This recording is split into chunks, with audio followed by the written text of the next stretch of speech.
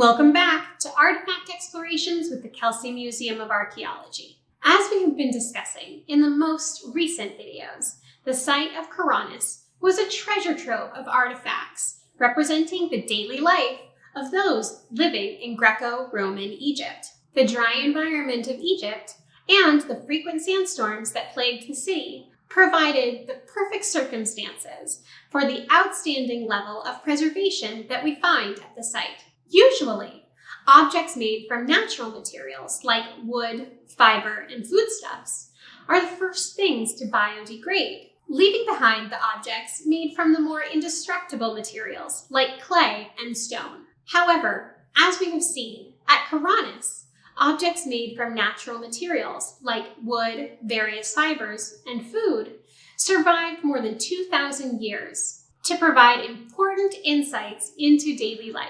Today, we're going to look at two sets of objects made from these natural materials that give us a special insight into the personal lives of the Karanians. During the excavations, archaeologists uncovered many intact doors, like these two. On this first one, we can see the detailed work that went into creating this door. The paneling detail tells us that a skilled craftsman created this, and someone paid for a designer door. As we take a look at this other door, one thing may stand out to you. It has an intact locking mechanism.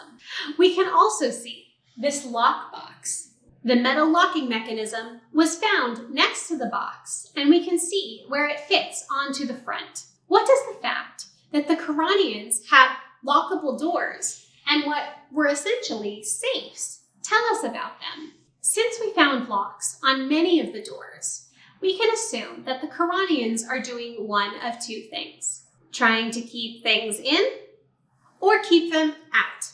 The lockbox tells us that some of the Karanians may have accumulated enough portable wealth inside their homes that they felt the need to protect it. One of the other incredible finds at Karanis were the many documents written on papyrus, personal letters, like this one from a soldier stationed in Nubia to his mother in Karanis, give us insight into the daily lives of soldiers. Others attest to the diverse local economy of the Egyptian town, while also showing its position in the wider economies of the Roman world. Locally produced goods and foods circulated in the local market alongside imported goods, which were paid for in barter or with coinage made from the mint in Alexandria. Local grain would be sent, along with other goods and money, as payment for taxes to the capital in Alexandria. From there, most of the grain would be shipped to Rome for distribution throughout the wider Roman world.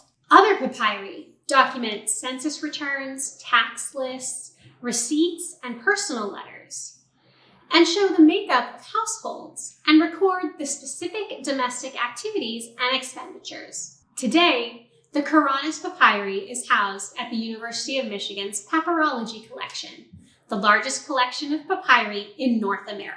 More than 18,000 documents and texts, dating from 1000 BCE to 1000 CE, are held in carefully climate-controlled vaults, utilizing the best resources for preserving these extremely important and delicate objects. Thank you for joining us for today's artifact exploration as we took a closer look at some of the natural materials found at Karanis. We hope you enjoyed it and join us again next time.